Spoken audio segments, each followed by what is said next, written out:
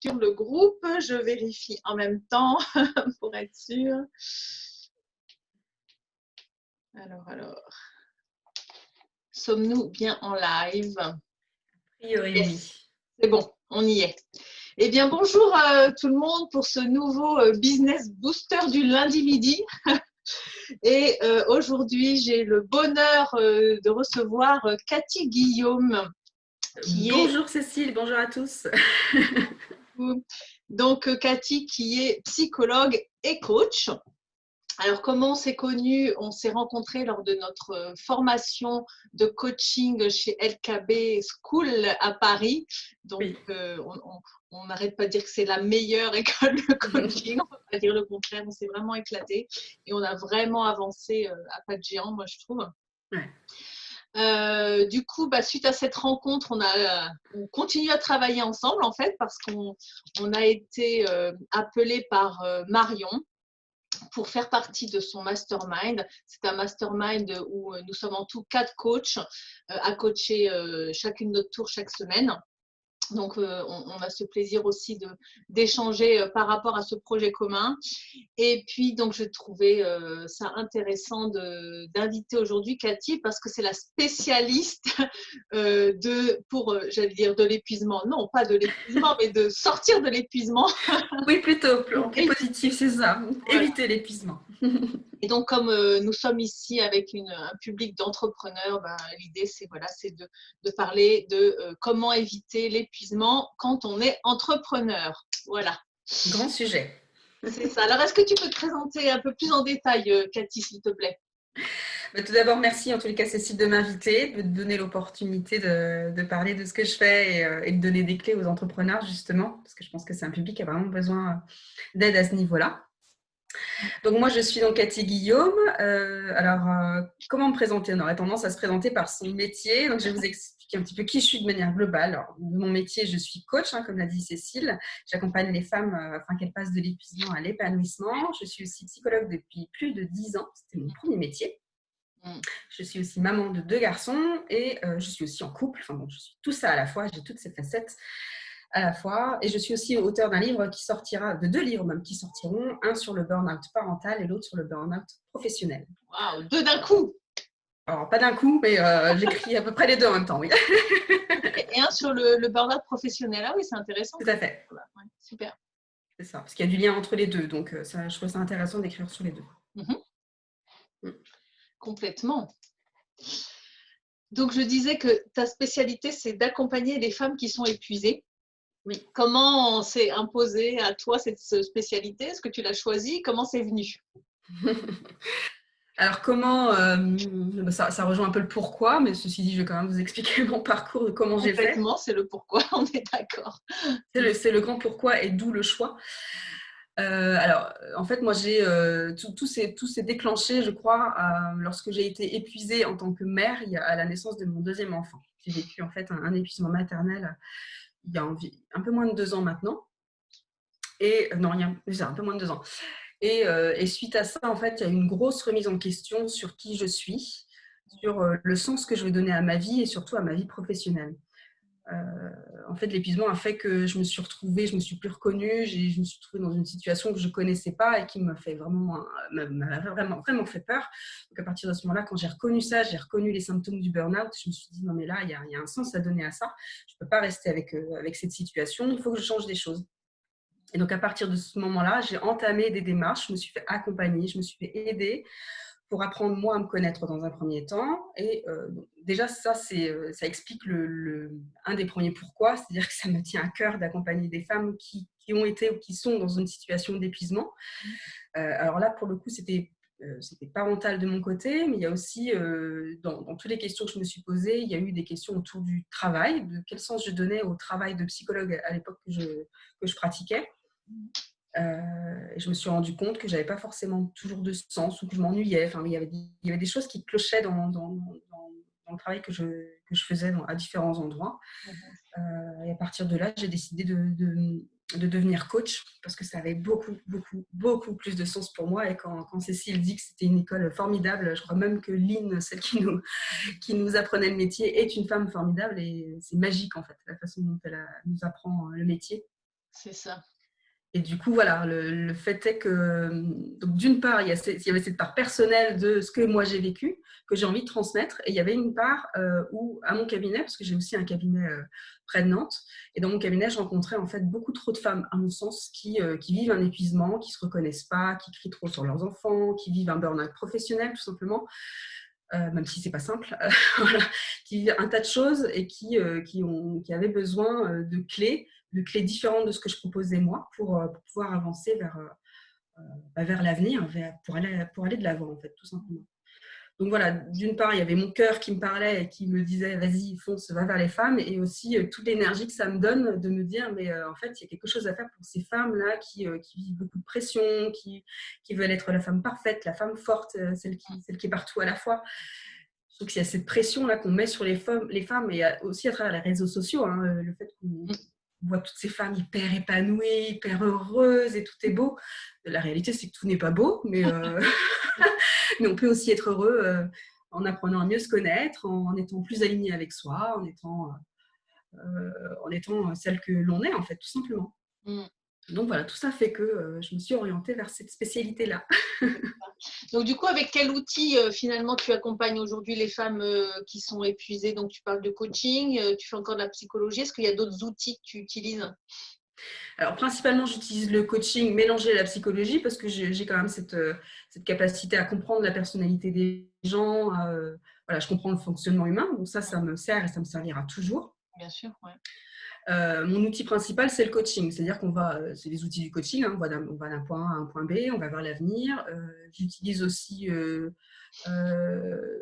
coup des outils tels que Tétralem pour travailler sur un dilemme. J'utilise des outils qui travaillent sur la culpabilité. En tout cas, j'ai remarqué que ça fonctionnait très très bien avec des clientes, hein, d'aller questionner l'enfant, d'aller questionner voilà, des choses anciennes pour travailler sur l'avenir, pour pouvoir avancer. Je travaille aussi avec le dessin qui fonctionne très bien, la métaphore. Enfin, voilà, il y a plein d'outils qu'on a notamment appris à LKV et qui me servent et qui, je trouve, sont hyper puissants. C'est ça, c'est ça.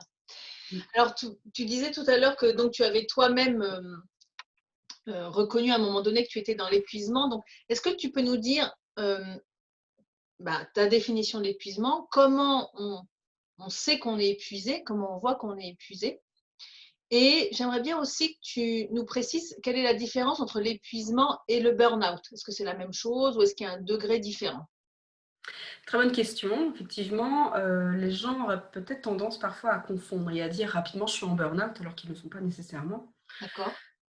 Ceci dit, le burn-out, c'est un syndrome d'épuisement. Donc, on trouve le mot épuisement dans le burn-out, sauf qu'en burn-out, to burn, ça veut dire se consumer, ça veut dire se brûler. Donc, on va vraiment très loin finalement dans l'épuisement, dans cette fatigue-là. On va encore plus loin, quoi, en fait. Ouais. On va encore plus loin jusqu'à, et ça je l'ai entendu, hein, des gens qui ne peuvent plus se lever de leur lit, qui restent bloqués chez eux pendant des mois, qui ne peuvent plus mettre un pied au travail, qui ont des maux physiques aussi, hein, qui peuvent faire des AVC, ça peut aller très très loin. Donc c'est hyper important d'être vigilant à ça, à l'épuisement. Déjà à la fatigue, puis à l'épuisement. En tous les cas, l'épuisement, c'est un stade. On passe d'abord par la fatigue et puis ensuite on devient épuisé. Et l'épuisement, pour moi, c'est une très grande fatigue. C'est une fatigue hyper intense qui vient pomper toute son énergie, qui vient pomper absolument tout ce qu'on est, qui vient même pomper le plaisir à faire les choses. C'est-à-dire du coup, on n'a plus plaisir à faire les choses. C'est ça qui est un peu décevant quand on est épuisé. Ce qui peut alerter du coup, quand on ne prend plus plaisir, là, il y a un problème. Oui, donc des choses qui nous faisaient plaisir avant ou habituellement, on voit qu'on n'a plus de plaisir, plus de joie à le faire, c'est ça? C'est ça, plus de joie à le faire. C'est ça, il y a une sorte de perte d'envie de faire les choses, une sorte de découragement. Alors ça peut être... je vais décrire les symptômes du burn-out, mais qu'on peut retrouver finalement dans l'épuisement. Ça peut être d'abord émotionnel, c'est-à-dire qu'émotionnellement, je ne gère plus rien ou je ne gère pas grand-chose, je suis à côté de mes pompes, je passe du rire aux larmes, enfin voilà, émotionnellement, il y a quelque chose qui submergé se par va. ses émotions en permanence, en fait. Voilà, soit submergé, soit complètement bloqué, et au contraire, on les sort pas. Ouais. Et à un moment, ça explose, comme la cocotte minute, quoi. Physiquement aussi, du coup, j'en parlais tout à l'heure, ça peut être des maux de tête, des maux de dos qui nous paraissent inexpliqués et qui finalement ont un sens. Ça peut être aussi au niveau de la personnalité, quand on est plus cynique aussi. Les personnes qui deviennent un peu plus cyniques ou un peu plus tristes, un peu plus ailleurs, qui se désintéressent des autres, par exemple. Voilà, c'est ce que j'entends. Des gens qui se désintéressent des autres, qui se sentent au contraire très, très responsables de ce qui arrive aux autres.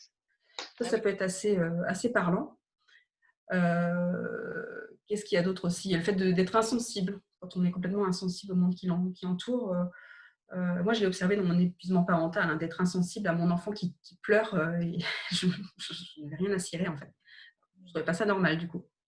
Quand c'est pas normal, en fait, c'est de l'épuisement. Voilà, il y a tout ça, en fait. Et il y a une dernière chose, c'est le fait qu'on a l'impression qu'on ne s'accomplit plus là où on est, qu'on n'est plus tout à fait heureux, finalement. Voilà, c'est ça l'épuisement, à mon sens. Est-ce qu'il y a une perte de sens aussi? Il n'y a plus de sens aux choses ou, ça, il peut y avoir une perte de sens. Alors, c'est différent pour chacun, mais ceux qui se reconnaissent dans la perte de sens, ça peut être ça. Le fait d'avoir le sentiment de devoir rester, même si ça n'a plus de sens, même si c'est plus intéressant, c'est décevant. Ça peut être l'ennui aussi, hein, l'ennui, faire des choses très répétitives. Un exemple qui peut parler, c'est le fait de remplir des cases. Tu sais, quand on remplit, surtout quand on est salarié, des fois on remplit des cases, il faut mettre des chiffres dedans. Ça peut être extrêmement rébarbatif et il n'y a pas forcément de sens à le faire. Enfin, quel est le sens à faire si ça ne sert pas à son travail ou à la personne que l'on accompagne? Voilà. Il peut y avoir ça. Et est-ce qu'il y a aussi le fait peut-être de tout voir en noir? Est-ce que ça en fait partie aussi? Voir les choses. Tu parlais de cynisme tout à l'heure. Ouais. Quand on commence à voir les choses en noir ou à être extrêmement triste ou à s'isoler aussi, là, il faut se poser des questions. Maintenant, quand ça devient vraiment des idées suicidaires, parce que ça peut aller jusque-là, là, on se dirige plutôt vers la dépression. Et puis, à ça. Et oui, dès qu'on est un peu différent de ce qu'on était avant, en fait. Dès qu'on ne se reconnaît plus. Et donc, si on transpose ça au monde de l'entrepreneuriat, ce serait quoi l'ennui au travail? Comment ça peut, alors qu'on a créé son entreprise, que c'est quelque chose qui nous motive, quels sont les signes que je peux être en épuisement dans mon travail? Les signes que je peux être en épuisement, c'est que, alors effectivement, quand c'est quelque chose que l'on a construit, ça nous tient à cœur, mais en même temps, on peut vite s'épuiser quand on s'éparpille, par exemple. Quand on voit qu'on a plusieurs choses à faire, quand on est entrepreneur, en général, on a plusieurs choses à gérer. On gère la comptabilité, on gère le marketing, on gère les clients que l'on suit d'une manière ou d'une autre. Enfin, on gère tout, on gère absolument tout. Et donc, le risque, c'est de s'éparpiller totalement et de ne plus savoir là où on a... de s'éparpiller, de vouloir faire tout à la fois, de tout gérer à la fois. Ouais. Et du coup, quand on n'est pas organisé, on se noie en fait dans la masse de travail qu'il y a à accomplir chaque jour. Et du coup, ce qui est un signe aussi, c'est de ne plus pouvoir s'arrêter. Enfin, quand on ne met pas de limite à son travail, c'est là que ça risque de coincer. Dans tous les cas, je pense que quand on démarre une activité, effectivement, on aurait tendance à ne pas mettre de limite parce qu'effectivement, il faut mettre la gomme, il faut y aller. Sauf qu'il faut apprendre à connaître ses propres limites pour se dire non, mais là, je frôle l'épuisement et là, je suis tout à fait le même. Je pense trop au travail, j'en rêve la nuit, j'en fais des cauchemars la nuit. Là, il faut se poser des questions. Ouais. Et donc, donc c'est ça, ce qui va les conduire, ça va être le fait de vouloir tout gérer, de vouloir tout d'en faire trop, de dépasser ses limites. C'est ça. Je ne sais pas si toi, tu en as rencontré d'ailleurs des gens qui pouvaient se retrouver dans ce genre de situation. Je n'ai pas encore vu ça, mais en fait, du coup, ce que ça me dit, c'est donc tu parlais d'organisation, donc comment, en tant qu'entrepreneur, éviter l'épuisement, c'est d'avoir une organisation. Et ce à quoi ça me fait penser aussi, c'est savoir s'entourer. C'est-à-dire que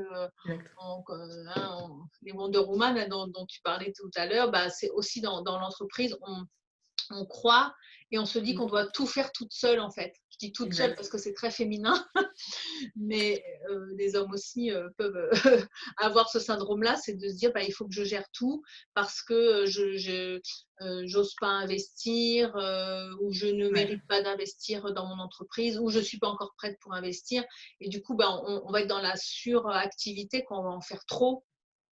c'est ça. Donc, c'est plutôt à ça que ça me fait penser. Et ça c'est ce que je vois très régulièrement, c'est justement beaucoup d'entrepreneurs qui finalement bah, se donnent pas le droit de déléguer, de s'entourer de professionnels.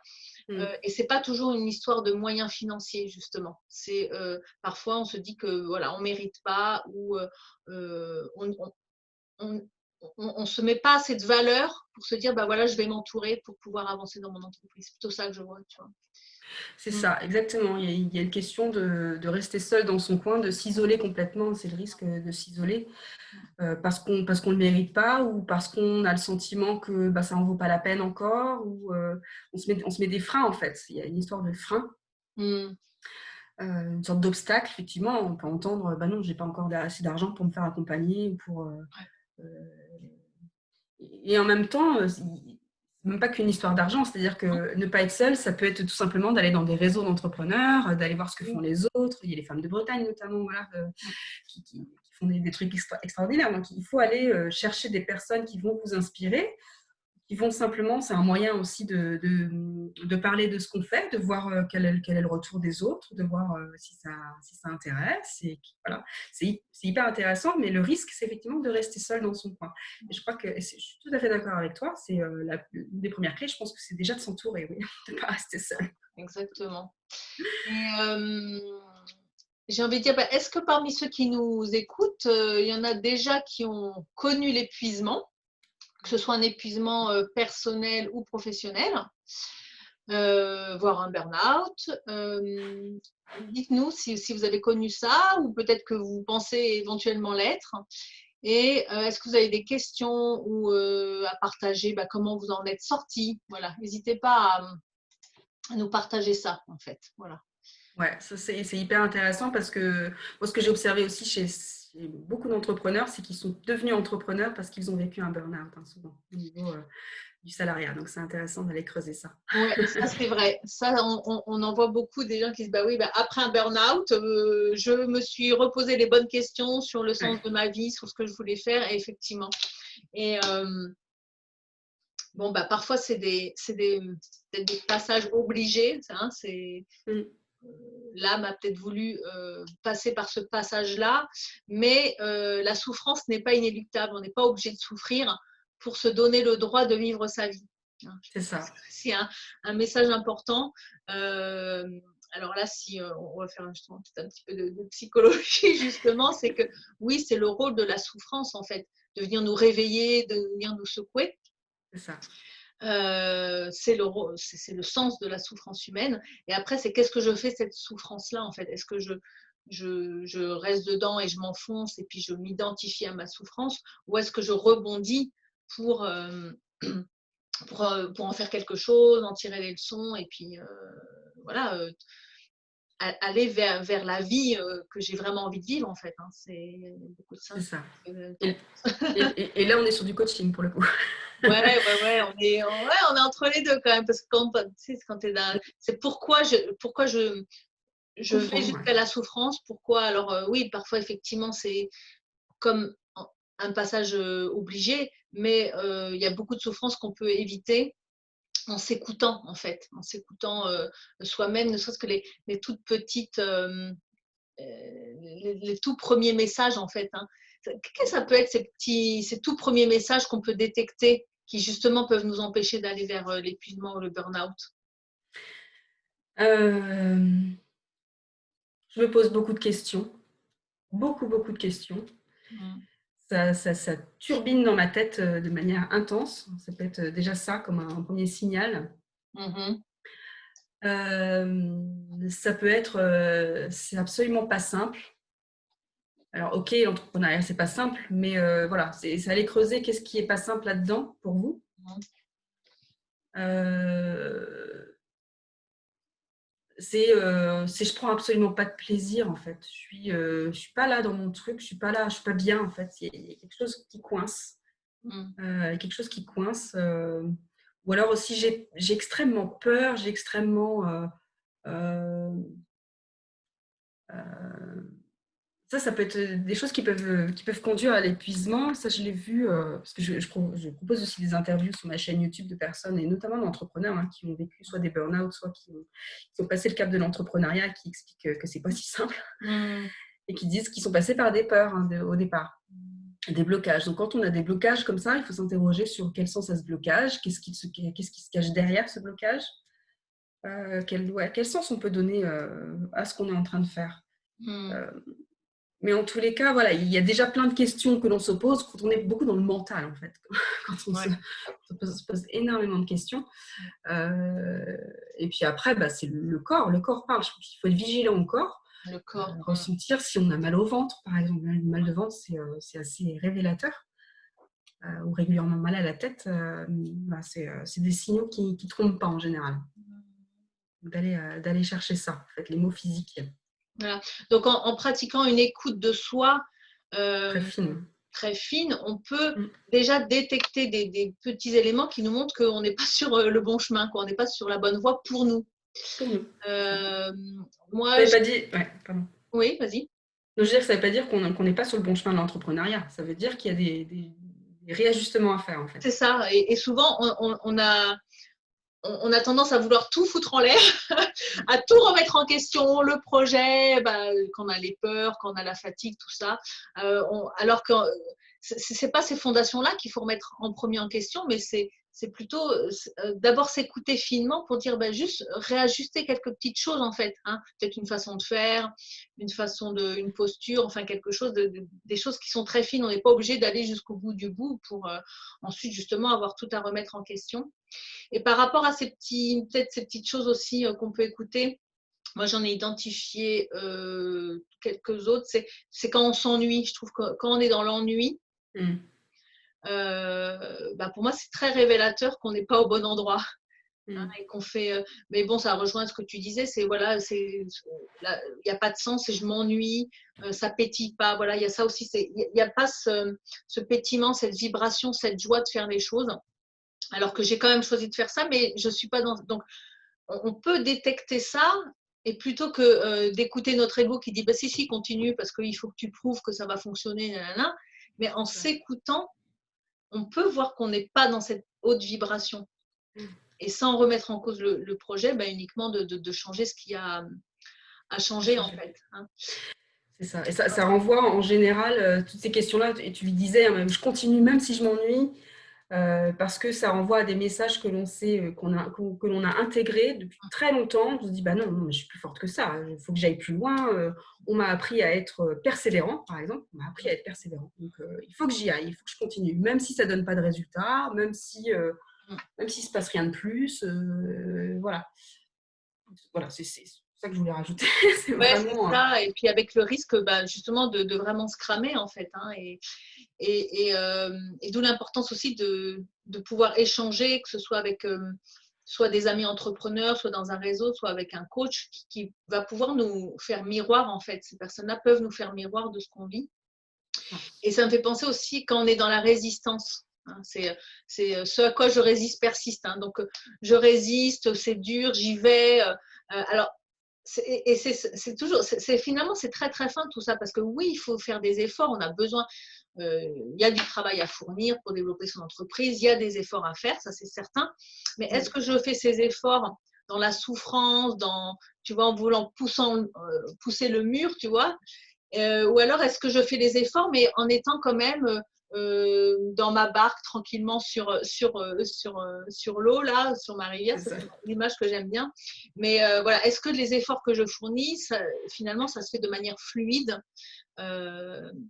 Voilà, donc c'est avoir cette conscience de comment je fais les choses, ce que je fais, dans quelle énergie je le fais, et prendre le temps de se poser aussi pour l'observer. C'est ce que j'allais rajouter, effectivement, dans cette tendance à prendre justement les torrents dans un bateau. On a tendance à s'oublier et du coup à ne plus se poser. Et je crois que Ouais. c'est ce qui mène aussi à l'épuisement, hein, de se dire je fonce, j'y vais et peu importe, je compte pas les heures, j'y vais, je me donne à corps perdu à mon travail en fait. Et mon Mm. travail, c'est ma priorité.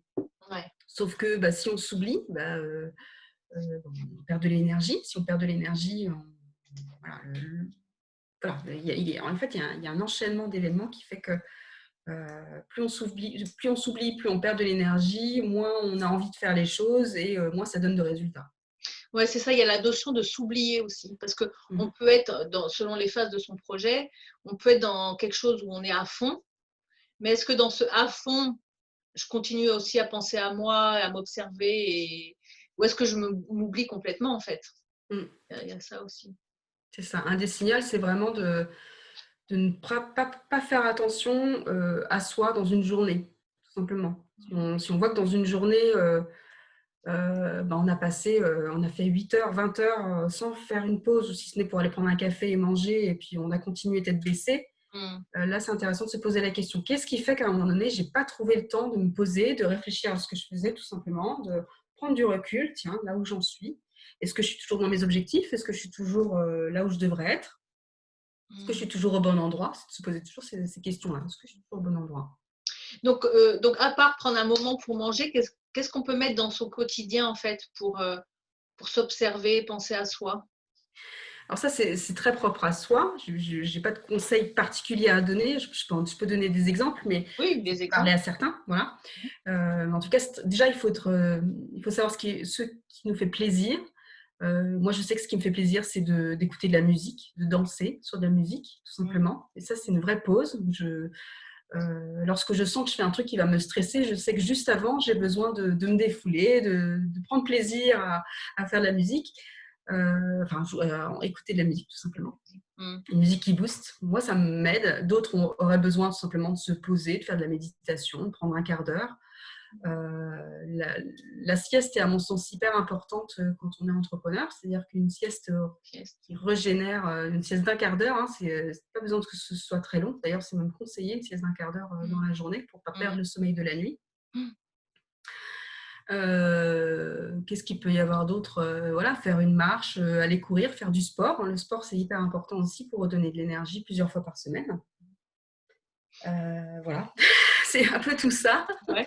Moi, ce que j'aime, c'est quand il y a du soleil, comme aujourd'hui, c'est aller ne serait-ce que de sortir. Alors, je vis dans une maison avec un jardin, donc j'ai cette chance-là, mais on peut aussi Mmh. à la fenêtre de chez soi, juste de me mettre au soleil, en fait. Mmh. De sentir cette chaleur et les rayons du soleil sur moi, ça peut prendre que quelques secondes ou quelques minutes, mais rien que ça me régénère. C'est un truc fou, quoi. Ou alors l'hiver, je me mets derrière ma baie vitrée et je capte toute cette chaleur, quoi. Ça, c'est des petites choses, en fait. C'est ça, des petites choses qui paraissent complètement anodines, mais rien que de mettre la tête dehors et de respirer, de fermer les yeux quelques minutes, et juste de ressentir ce qui se passe là. Est-ce que je me sens bien? Qu'est-ce que je ressens? Juste, qu'est-ce que je ressens? Voilà, juste de respirer quelques minutes, ça fait un bien fou et ça Ouais, régénère pour la suite. c'est Mm, ça. tout à fait. Ouais, et puis respirer. Rien que là où on est quand on est face à son ordinateur, c'est juste prendre parfois le temps de faire 3 grandes inspirations et puis de se réaligner, quoi. Ça, C'est ça. Et ça me fait penser quand on parle de plaisir, justement, ça me fait penser à une phrase que moi, je me suis écrite, mais qui peut parler à d'autres. En tous les cas, l'idée, c'est d'avoir une phrase que l'on met devant soi et qui nous parle à un endroit bien spécifique. mmh, Moi, c'est arrête de vouloir être parfaite, juste prends plaisir. mmh, Et quand je la relis, je me dis, ah oui, là, j'étais pas dans le plaisir, là, je suis dans ouais, le faire. Donc, mmh, ça me permet de me recentrer, voilà, de reprendre l'activité que j'étais en train de faire en stress, en m'énervant. Et là, voilà, en fait, ça me pose, ça me calme. Donc, je vous invite vraiment à aller chercher quel est votre mantra, quelle est votre phrase fétiche, même une citation. Hein. mmh. Mon conjoint, lui, il a des citations là, dans le bureau qui l'inspirent et qui le font aller plus loin. Voilà. Chacun a ses phrases, allez en chercher une qui vous inspire. Ouais, c'est une petite phrase, ouais, qui vient nous réancrer, nous réenraciner aussi. Et aussi, tout ça, c'est le fait, bon, la plupart de nous, on travaille chez nous à domicile, même si on peut avoir un cabinet ou autre, mais c'est justement, c'est à la fois notre plus grande chance et ça peut être notre plus grand piège, justement. Oui. C'est que notre plus grande chance, parce que on est maître de notre temps, on peut vraiment s'organiser comme on veut, mais justement, on peut aussi aller dans l'autre sens et se laisser submerger par les tâches ménagères, les enfants qui peuvent être là. Donc, c'est une grande vigilance et parfois aussi une autodiscipline pour pouvoir ne profiter que des bonnes choses d'être chez soi en fait. Hein. Donc peut-être en se mettant des horaires et, et en se mettant une organisation, peut-être à trouver son lieu, etc. Mais en tout cas avoir sa propre organisation qui fait que ça ne peut être qu'un avantage d'être chez soi et de ne pas se laisser embarquer par des choses qui vont nous dévier de notre objectif du jour, quoi, de notre. Hein, c'est important. C'est ça que, comme tu dis, ça s'organise effectivement. Tous ces moments-là, ils s'organisent. Alors, ils s'organisent avec l'aide que vous pouvez avoir, hein, parce que quand on a des enfants en bas âge, ce qui est mon cas, si je ne m'organise pas avec mon conjoint, ça part dans tous les sens. Donc, j'en ai cassé un ordinateur parce que je travaillais pendant que mon fils était juste à côté de moi. Donc, à un moment donné, j'ai dit stop. Voilà, c'est un exemple de oh là là, je vais un peu trop loin là, j'en casse un ordinateur. C'est qu'il y a un truc qui ne va pas. Moi, je les connais en fait les limites aujourd'hui, mais c'est vraiment de s'organiser, de pouvoir déléguer aussi, de passer le relais à un moment donné quand on a selon l'âge de ses enfants, ou d'expliquer à ses enfants quand ils sont plus grands, là j'ai besoin de ce temps-là pour faire ce que j'ai à faire, et de lui donner une activité à faire pendant ce temps-là. Mais voilà, de garder du temps pour vous, pour le travail. Et puis, je pense que ça fait aussi partie de l'équilibre pour le coup de la femme. Alors, l'homme peut-être aussi, mais moi, c'est la femme que j'accompagne. Et ça fait partie souvent de son équilibre d'être à la fois alors, mère quand elle est mère, de penser aussi à elle personnellement, de penser à sa famille de manière générale, à son couple et à son travail. Et quand on a réussi à englober tout ça dans une journée, on est plutôt contente. Donc, c'est vraiment hyper important d'aller creuser finalement quand on est chez soi. Ça, c'est le moment pour mon travail. Ça, c'est le moment pour moi. Ça, c'est le moment pour mes enfants. Ça, c'est le moment pour mon couple. Voilà. Et du coup, j'ai envie d'enfoncer le clou sur la notion d'imperfection. C'est se donner le droit d'être imparfaite parce qu'on a envie d'être dans tous ces domaines de vie. On a envie d'être des super chefs d'entreprise, on a envie d'avoir un super couple, d'avoir des enfants qui vont bien, de profiter, d'avoir un beau corps. Enfin, on a envie de tout ça. Donc, effectivement, et c'est légitime, mais du coup, on ne peut pas être parfaite partout, en fait. Sinon, on fait une seule chose, soi-disant parfaitement, mais voilà, c'est parfaitement imparfaite en fait. Mais parce que cette notion de perfection, c'est qui nous l'inculque en fait, d'où elle vient. Là, c'est encore l'ego qui vient nous. On veut être parfaite par rapport à qui? Par rapport au regard de qui? De soi, de l'extérieur, du conjoint, des parents. Donc, c'est aussi aller s'interroger sur cette notion de perfection. Qui nous demande d'être parfaite et sur quels critères en fait. Donc, réviser ces critères de perfection, je trouve que ça peut être aussi très intéressant pour éviter l'épuisement. Exact, d'éviter de tout faire parfaitement et puis de tout faire à la fois, quoi. C'est-à-dire que le risque de vouloir être parfaite, c'est comme tu disais, hein, c'est d'en faire trop. Et dans le perfectionnisme, il y a pas mal de femmes qui m'en parlent. Hein. Je vois bien, je suis perfectionniste. Oui, effectivement, ça te sert à quoi d'être perfectionniste? Et du coup, c'est quoi le résultat? Donc, c'est d'aller voir ça d'une part et puis de voir comment on peut faire autrement. Est-ce que je peux faire autrement que de faire… quelles conséquences ça a? Et si je fais autrement, quelles conséquences ça aura de ne pas faire parfaitement? Donc, ça implique d'aller voir et puis de lâcher prise aussi sur cette notion de perfection.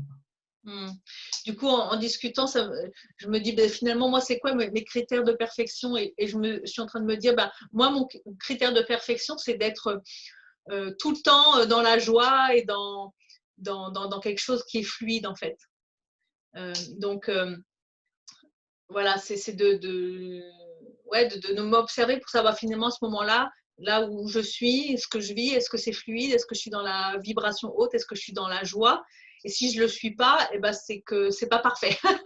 Donc, ça va être ça, moi, finalement, mon critère de perfection. Quitte à ce que, admettons, préparer le dîner ou le déjeuner, le repas, il ne va pas être parfait, ça ne va pas être le meilleur repas du monde. Mais en tout cas, le repas, il est fait. et on est bien, quoi. Et je me suis pas cravachée à vouloir faire le repas parfait. Ouais, ça me fait penser à ça.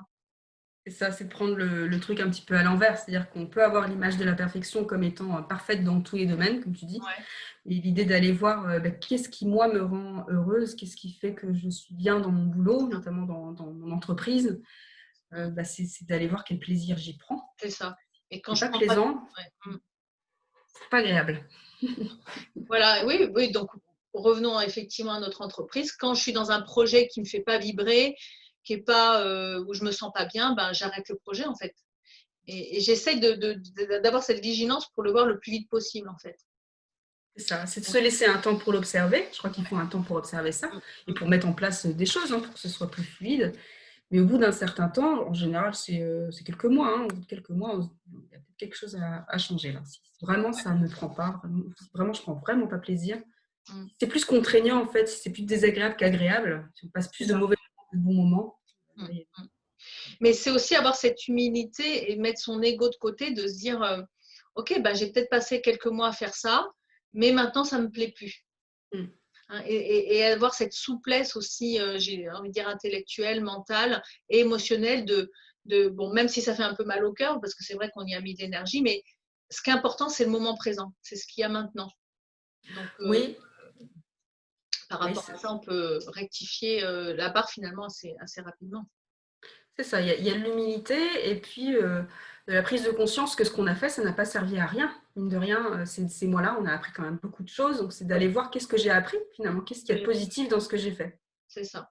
Ne pas le voir nécessairement comme un échec, parce que ça peut être le risque, et de le Oui, voir comme un apprentissage. carrément. Alors, il y a Catel qui dit: je pense avoir eu un passage d'épuisement cette année, mais je redressais la barre. Alors, Catel, est-ce que tu peux nous partager, si tu as envie, comment tu as redressé la barre? Ça pourrait être intéressant. Quels ont été pour toi les signes d'alerte? Et qu'est-ce que tu as mis en place pour redresser cette barre? Est-ce que tu as bien envie de nous partager ça? Ça pourrait être intéressant. C'est ça, d'aller voir d'aller creuser un petit peu. Mm. Mais c'est déjà top qu'elle s'en ait aperçue. Bravo. C'est ça. Donc, quel pourrait être, donc là, j'adore cette discussion, c'est très, très sympa, j'adore. Si on résume, quels pourraient être les 5 meilleurs conseils à donner à un entrepreneur pour qu'il sorte de l'épuisement? Admettons, là, donc là, on a parlé d'éviter, mais je suis dans l'épuisement, je suis un entrepreneur, je suis dans l'épuisement dans mon projet, dans mon entreprise. Qu'est-ce que je peux faire? Quels sont les 5 meilleurs conseils? Le tout premier conseil, que j'entends aussi de la part des gens que j'ai interviewés, c'est de se faire accompagner. C'est-à-dire que quand on est épuisé, on en sort difficilement seul. Donc, c'est important à ce moment-là de prendre conscience, d'accepter l'aide en fait, que l'on peut recevoir. Je ne parle pas uniquement pour prêcher ma paroisse, mais de manière globale, vraiment, c'est ce que tout le monde dit, c'est que j'ai besoin de me faire accompagner par le professionnel qui me conviendra le mieux à ce moment-là. La deuxième clé, c'est à mon sens, et ça ne tient qu'à moi, c'est d'apprendre à se connaître. C'est peut-être mon côté psy, là, pour le coup, qui parle. Mais en tous les cas, c'est d'apprendre à connaître ses forces, mais aussi ses faiblesses. Mais les faiblesses, ça permet de voir comment on peut rectifier le tir et comment on peut les utiliser pour que ça devienne des forces. Apprendre à se connaître, c'est comprendre pourquoi on en est là et quel sens ça a, en fait. Quel sens ça a et quel sens je vais donner à l'avenir, à mon avenir. Le troisième conseil pour sortir de l'épuisement, c'est de prendre soin de vous d'abord. C'est-à-dire que c'est la fameuse histoire de la personne qui est dans un avion et qui met son masque à oxygène. Je mets d'abord mon masque à oxygène sur mon nez avant de le mettre sur mon enfant, sur le nez de mon enfant, parce que si je ne le fais pas, je ne pourrai pas m'en occuper. Donc, c'est d'abord de penser à vous. Ça peut paraître assez égoïste et c'est mal reçu par certains de penser rien qu'à soi en premier. Mais si vous ne le faites pas, ça risque d'être compliqué. C'est se poser la question, en fait, qu'est-ce qui est bon pour moi? Qu'est-ce qui me donne de l'énergie? Qu'est-ce qui me permet d'avoir un meilleur sommeil? Qu'est-ce qui va faire en sorte que je me sente bien, moi, d'abord? Il y a un autre conseil qui me vient, et j'en ai un petit peu parlé tout à l'heure, c'est de poser vos limites. Il pourrait y avoir plein de conseils, mais celui-là, il me paraît important. C'est-à-dire que les limites se posent, alors c'est tant à votre niveau que dans la relation aux autres. C'est-à-dire que c'est important de poser vos limites, déjà de vos limites à vous, vos limites personnelles. Qu'est-ce que je suis prête à faire? Qu'est-ce que je suis prête jusqu'où je peux aller finalement, notamment dans l'épuisement, dans la fatigue, jusqu'où je suis prête à aller dans, dans le plaisir ou dans le manque de plaisir, c'est-à-dire qu'il y a peut-être un stade à ne pas dépasser. Et puis aussi dans le rapport aux autres, hein, c'est comment je peux communiquer sur mes besoins, de quoi j'ai besoin pour être en lien avec les autres. Alors là-dedans, il y a du coup s'entourer de personnes, voilà, aller dans des réseaux, s'entourer de personnes inspirantes, tout simplement. C'est ça. Ça va là-dedans. Et en dernier, il y a quelque chose qui peut faire bondir certains, mais qui me paraît juste, il n'y a que ça à faire, c'est d'oser faire autrement. C'est-à-dire que, ok, là, vous êtes épuisé parce que vous avez été au bout d'un fonctionnement qui ne marche pas, au bout d'un mécanisme qui ne fonctionne pas. Donc, si vous ne faites pas autrement, bah, vous allez rester épuisé ou revivre un burn-out dans une autre situation. Voilà, les choses vont se répéter. Donc, si vous ne faites pas autrement aujourd'hui, il n'y a rien qui changera. Donc, l'idée, c'est que vous avez le choix. Vous avez le choix de faire autrement, même si ça paraît complètement difficile, voire impossible. Ça, c'est le fameux dilemme. C'est impossible de choisir. Et surtout, vous avez votre propre responsabilité. Ça ne dépend que de vous, en fait. Ça ne dépend pas des autres. On peut avoir l'impression que les autres ont la clé, les autres savent faire. Là, quand je vois les autres entrepreneurs, comment ils y arrivent, ils ont l'air hyper joyeux, hyper épanouis, tout va bien. Ils sont là sur les réseaux sociaux tout le temps. Je ne sais pas comment ils font. C'est pas simple pour eux non plus, mais sauf qu'ils ont trouvé un rythme, ils ont osé faire autrement, en fait. C'est ça. Donc voilà, les 5 conseils. Super, merci Cathy. Alors, il y a Catel qui nous partage. Les signes d'alerte, c'est la perte totale d'immunité. Ah oui, on en parlait, la maladie, tout ça. J'ai attrapé tous les virus possibles entre septembre et janvier. J'ai fini par sortir de l'épuisement grâce au confinement, à mon psychanalyste. Voilà, se faire. C'est bien. Confinement, on s'arrête, on se pose. Ouais. Mon psychanalyste, je me fais accompagner, je me fais aider. Mes cours de méditation, je me pose beaucoup, qui m'ont appris à dire non aux choses qui n'étaient pas acceptables pour moi. Et ça va mieux. Donc, ça reprend pas mal de choses que tu dis. Pas acceptable pour moi, c'est mettre ses propres limites. Hein. Oui, c'est ça. J'ai posé mes besoins. Connaître ses besoins, mettre ses limites, se positionner, c'est ça.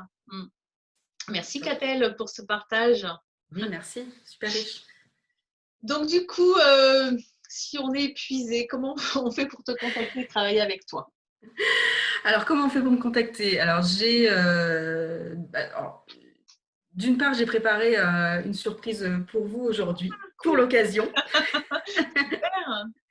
J'ai préparé aujourd'hui un guide, alors, ce que j'appelle un e-book, donc c'est gratuit. C'est un guide pour justement vous mettre en mouvement qui s'appelle les 5 règles d'or pour se mettre en mouvement.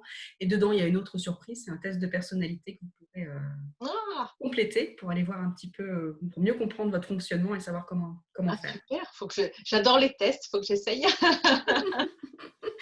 Voilà, et donc quand vous recevrez, quand vous téléchargerez cet e-book, vous aurez ensuite un e-book par semaine pendant 4 semaines pour avancer vers la meilleure version de vous. Donc d'une part, donc dedans il y a mes coordonnées. Donc comment on me trouve? Donc j'ai un site internet, j'ai un site web cathy-psy.com. Je suis aussi trouvable sur les réseaux sociaux, sur Facebook, on me trouve. J'ai une page qui s'appelle Cathy Guillaume, psychologue et coach, et j'ai un groupe que j'ai créé durant le confinement, qui s'appelle De femmes épuisées à femmes épanouies. Où l'idée c'est qu'on partage et qu'on s'inspire les unes des autres, qu'on avance tout ensemble. Voilà, déjà c'est pas mal. Donc, un cadeau. Ce qu'on fera, c'est qu'on mettra l'ensemble de ces liens ou en commentaire ou dans la publication, voilà, qu'on puisse te retrouver et puis profiter de ton super cadeau. Merci pour ça, c'est chouette. J'adore. Ça vaut le coup de faire partie de ce groupe. Je trouve on a plein de cadeaux. Carrément. Génial. Et donc là, c'est effectivement quand on est épuisé, on vient te voir. Oui. Et pour éviter l'épuisement, on peut parler déjà de notre mastermind qu'on co-anime ensemble. Oui. Donc ce mastermind, voilà, donc c'est leur promo maintenant, n'est-ce pas? Et ce mastermind, c'est quoi? Ça a été initié par Marion. Et donc, qui a regroupé 3 autres coachs, donc nous sommes 4 coachs, et chacune notre tour, on coach le groupe, donc c'est limité à 4 personnes, 4 personnes coachées. Et donc, on se retrouve voilà, toutes les semaines. Alors, Toi, c'est quand que tu coaches la prochaine fois? Moi, on est quel jour là? C'est pas cette semaine, c'est la semaine prochaine. Ouais, je crois que c'est la deuxième semaine de chaque mois et moi, je coach la troisième semaine du C'est mois. ça, tu coaches après moi. Voilà. Dans Là, l'ordre, c'est Marion, moi, Cécile, Joanne. Voilà. voilà, c'est ça. Donc, si vous avez envie de tester ce que c'est un mastermind, de se faire coacher par 4 coachs, parce que la particularité d'avoir 4 coachs à sa disposition, c'est d'avoir 4 sensibilités différentes pour pouvoir avancer. Donc ça, c'est assez riche. Et donc, vous avez la possibilité de venir en séance découverte quand vous le voulez pour 47 €.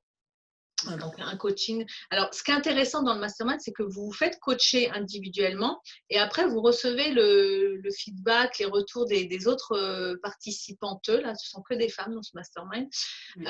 Et donc, ça permet d'enrichir et puis d'avoir cette vision du groupe.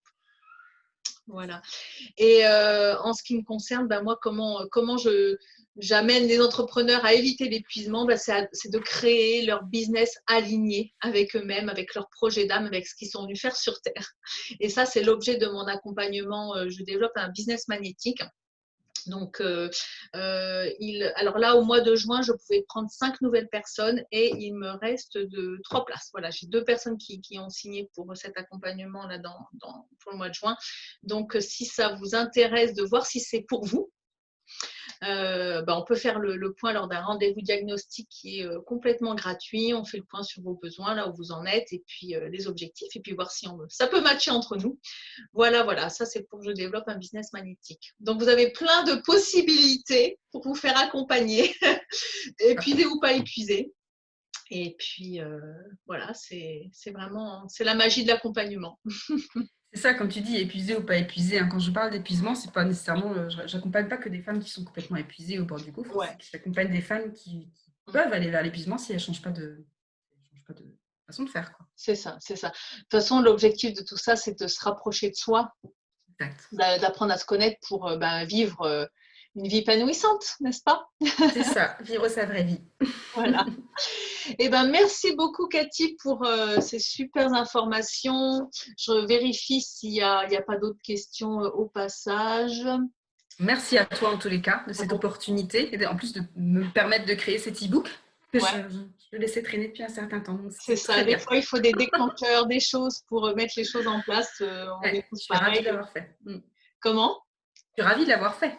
Ouais, super. Ça, c'est un acquis pour ta visibilité puis ton développement d'entreprise, c'est top. Merci encore et puis bonne journée à tout le monde. Bonne journée à tous. Merci. Ciao.